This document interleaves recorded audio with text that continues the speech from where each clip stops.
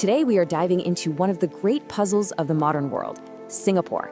I mean, how on earth does a tiny island with absolutely zero natural resources become a global financial giant? Well, it wasn't magic and it wasn't luck, it was a blueprint, and we're gonna break it down. To really get the scale of what they accomplished, you have to start with what Singapore didn't have. Seriously, just picture it. You're starting a country with nothing in the ground. No oil, barely any land to grow food, no minerals, nothing. By any normal measure, they were starting the race from a mile behind the starting line. And yet, you fast forward to today, and this tiny city-state manages over $1 trillion in financial assets. $1 trillion for a country smaller than New York City. You see the disconnect? Going from literally nothing to $1 trillion hub, that's the mystery we're unpacking today. So the big question is, how did they pull it off? How do you go from a barren little island to an economic empire? Well, like I said, it wasn't an accident. It was a very, very deliberate plan. So that brings us to the core of our investigation. Was Singapore's rise a true economic miracle, a model that other countries can actually follow?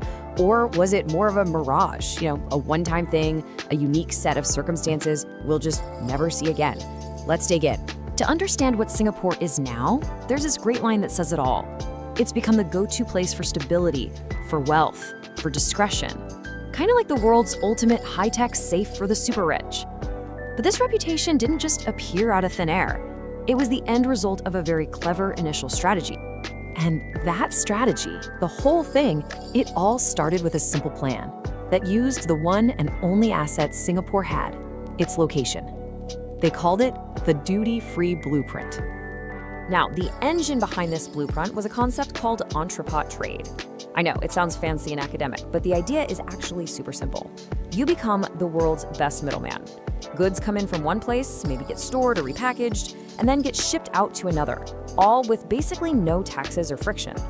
You're turning your port into a massive, super efficient revolving door for global trade.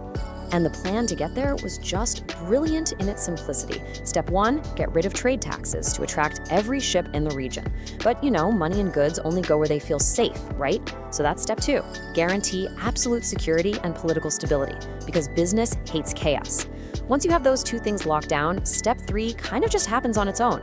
You become the obvious choice, the default hub for everyone. Now, if this whole playbook is starting to sound a little familiar, it should. There's another famous city-state that used a very similar strategy for its own incredible growth, Dubai. And comparing the two is really the key to seeing Singapore's unique genius. I mean, the similarities are just uncanny. Both are located at a global crossroads, both basically built a business-friendly paradise in otherwise pretty volatile regions.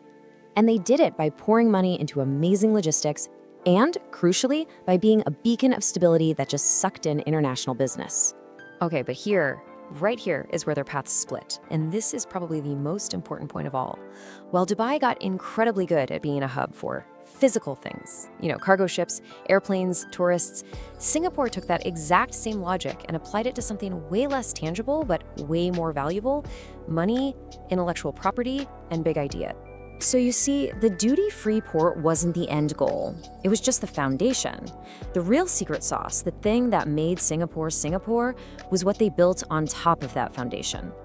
And this line just says it all. The entire economic philosophy took a massive leap.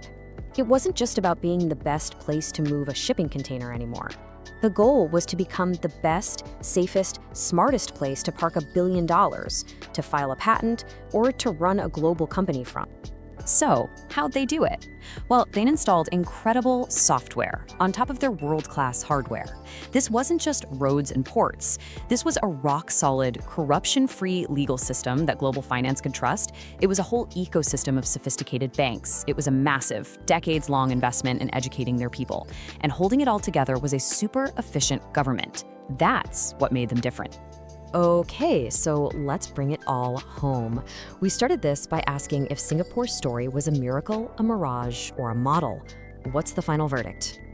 Well, the answer seems to be that it wasn't a miracle in the sense of just getting lucky. It was actually something way more impressive, a meticulously engineered, man-made miracle. Every single piece of this was deliberate. It was planned and executed with almost unbelievable precision over decades. So here's the final analysis. The miracle part is absolutely real. I mean, they built a first-world economic empire on what was basically a swamp. That's incredible. But the mirage part is also very real. Could someone else do this today? Probably not. The world is different now, there's way more competition, and that unique window of opportunity that Singapore jumped through, well, that window might be closed for good. And that really leaves us with one final, fascinating idea to chew on. The story of Singapore kind of forces you to rethink what national wealth even means. What's actually more valuable in the long run? The stuff you're lucky enough to have under your feet? Or the sheer brain power to come up with a blueprint that makes all of that stuff totally irrelevant?